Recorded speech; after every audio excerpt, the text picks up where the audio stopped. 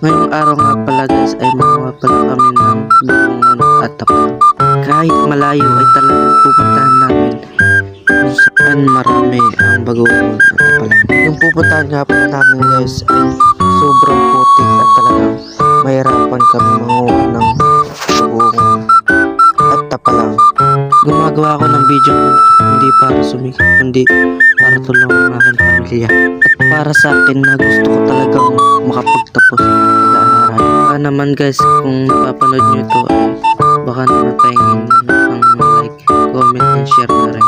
Dito nga guys ay inabot kami ng ulan. Talagang napakalaking mga sasakyan na dumadaan dito. Sobrang lamig. Dito nga ay nasiraan pa kami dito sa daan. Habang inayos ni Papa ang sasakyan ay kami sumilong muna sa tabi. Dahil ang sasakyan ni Papa ay luma na talagang matagal na ginagamit. At ang dadaanan pa namin ay matataas na daan. At hirap na hirap kang makaahon ng aming sasakyan. Kinakaya naman ng aming motor. At sana makapunta kami ng ligtas sa paruruna. So yun nga guys, at naayos na nga po pala ang motor ni Papa. At bigla kaming nalipasan ng gutom sa tabi. Kaya naman kumain muna kami. Nahihiya pa nga kami dahil may mga taong nakatingin sa amin sa tabi. Ang ulam nga pala namin ay gutom. Tapos ang ganda pang tinababa. Ang dadaanan nga pala namin guys ay pabundok. Tapos parang bitukan ng manok ang dadaan namin. Pagkatapos nga pala namin kumain ay diretso na kami sa biyahe. Hindi ko na papatagalin tong video ito. Punta na tayo sa panguha ng bagoong at tapalang. Ang tapalang nga pala ay pang Bisaya ang tawag. Sa Tagalog naman kung tawagin ay lukan.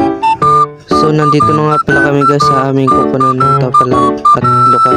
At ang kukunan nga pala namin dito ay palaisdaan. At dito ay nagpahinga muna kami at nakiusap sa may-ari na ito na dito muna kami pahinga sa tapahan ng niyog. Dahil inabot kami ng hapon ay nagluto muna si mama ng makakain namin. At dito ay nagkape muna kami.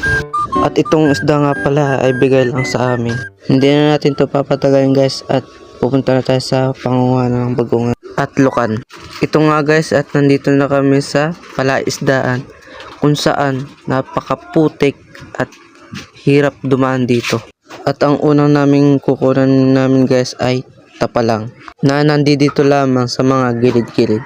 At pachill-chill nga lamang tayo dito. At mamaya ay sasabak na tayo sa panguha ng tapalang. Wala nga pala tayong taga-video guys. Dahil tumutulong din ako sa kanila sa panguha ng tapalang. At hindi ko maipakita kung paano manguha nito. Ito nga pala yung napanguha namin na sobrang putik. At mamaya ay